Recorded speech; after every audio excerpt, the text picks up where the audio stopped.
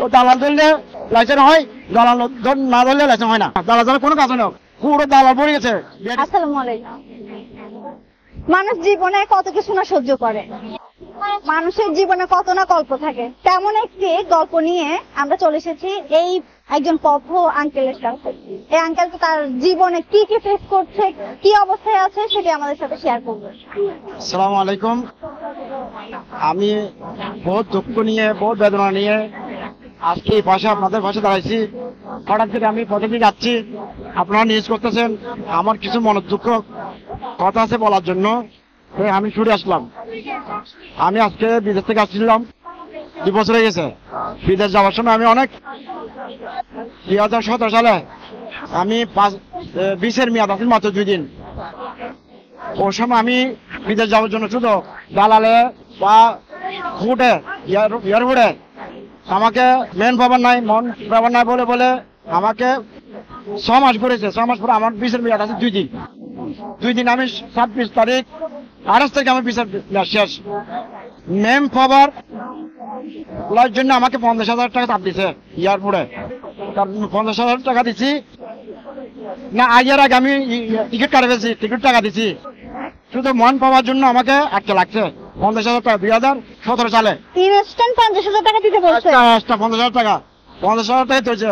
তারপর আমাকে লততলে ঢুকে দিচ্ছে। এখানে 1 মিনিট দেরি হয় নাই, মানে হয়তো তুমি চলে যাও, তোমার টিকিট হয়ে গেছে। আজ তাক আমি বিদেশকে বাইরে আসলাম, আমি এখানে সমস্যা হয়েছে, আসলাম এখানে পাসপোর্ট করতেছিলাম, অনেক সমস্যা বলতেছে, এই সমস্যা ওই সমস্যা। আমি আর পাসপোর্ট করি নাই। যাক আমি লাইসেন্স বানাতে গেছিলাম, লাইসেন্স বানাতে গেলাম। আমি ড্রাইভিং বয়স 25 বছর, আমার ড্রাইভিং বয়স 25 বছর। 25 বছর আমি অনেক লাইসেন্স বানাইছি, সাইকেল লাইসেন্স বানাইছি। আর 5 বছর আমি বুয়া লাইসেন্স দিবা, মানে আমাকে বুয়া লাইসেন্স দিছে ওরা। কত টাকা খরচ হয়েছে এতগুলো লাইসেন্স বানাইতে? একটা লাইসেন্স 7,000 8,000 করে দিছে। মানে এই থেকে প্রথম বানাইছি 3,000 টাকা করে। 2000 সাল থেকে 2000 থেকে বানাইছি, যেগুলো বানাইছি এগুলো 3,000 টাকা।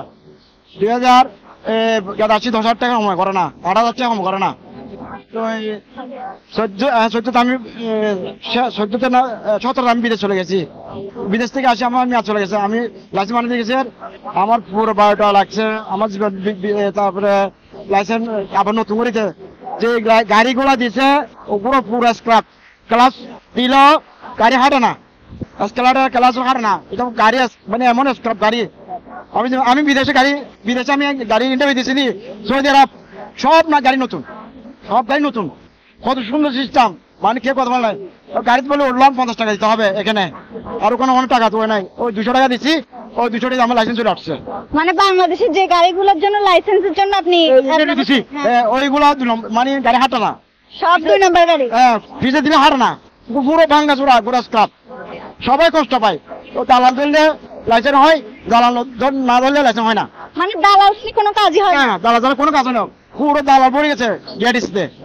এমন মানে কষ্ট কথা আমি বলার ভাষা নাই।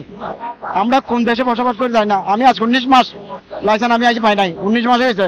যতবার আমার সমস্যা আমার লাইসেন্সের মেয়াদ দেয়। তো আমি বাংলাদেশের মানুষের কাছে একটা প্রশ্ন রাখি, এটা কি বাংলাদেশ নাকি দুর্নীতি বাংলাদেশ? আমি দুর্নীতি বাংলাদেশ মুক্ত চাই, সবাই সহিত চাই, স্টুডেন্ট সহিত চাই। সবাইকে অনুরোধ করবো, আজকে আমি কষ্ট পাইছি, আমি বিদেশ যেতে পারতেছি না, আর আরেকজন যেতে পারতেছে না, এইভাবে কষ্ট হচ্ছে। আমার অনেক বন্ধু সবাই বলতে কি করবেন ভাই, দালাল ছাড়া কিছু হয় না।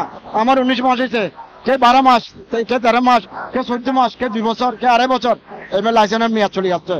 এই যে এত কিছুর মধ্যে পরিবারকে ট্র্যাগল দিচ্ছেন কিভাবে? তো খুব কষ্ট বিনিময়, আমি অনেক কষ্ট হয়েছে। আমি তার সারি দিবার চাইছিলাম, আমি বহুর তালাক দিবার, বারবার তালাক দিতে চাই। আমি কষ্টর কারণে অনেক কষ্ট আমার জীবনে, মানে আমি বোঝাতে পারি না কাউকে, মানে সংসার চালাতে পারতেছি না।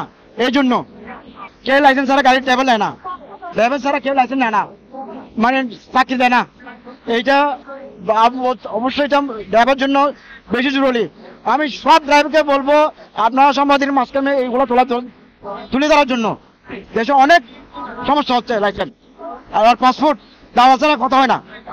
পাসপোর্টও দিল শুধু দালাল হয়তো 10,000 টাকা লাগবে, 1 মাসের পরে 10,000 টাকা লাগবে লাইসেন্স পাসপোর্ট বানাতে গেলে, ওখানে এবার সমস্যা।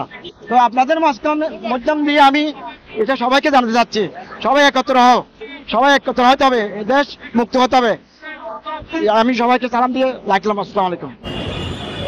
আসলে মানুষের জীবনে যে কষ্টগুলা মানুষ ভয়ে তুলে ধরতে পারে না। অনেকে অনেক ধরনের অনেকভাবে অনেক কিছুই ফেস করে, কিন্তু তারা ভয় পায়, তারা বলতে ভয় পায়। বলতে গেলে এই যে বাক স্বাধীনতা, এটা কারো নাই, এতদিন ছিল না। আশা করি এখন থেকে মানুষ বলা শুরু করবে, যে কোনো ক্ষেত্রে মানুষের যে এই সমস্যাগুলা তারা তুলে ধরবে, আর এটা সমাধানও হবে। এই যে নতুন ছাত্র সমাজ যারা নতুন দেশ গড়ছে, তাদের কাছে আমি অনুরোধ করব, এই যে মানুষের সমস্যাগুলা, এই সমস্যাগুলো সমাধান করার চেষ্টা করব। ইনশাল্লাহ আশা করি সবকিছু সমাধান হবে, সুন্দর একটা দেশ গড়বে। নতুন 24-24-এর এই নতুন ছাত্র সমাজ নতুন কিছু করবে। ধন্যবাদ।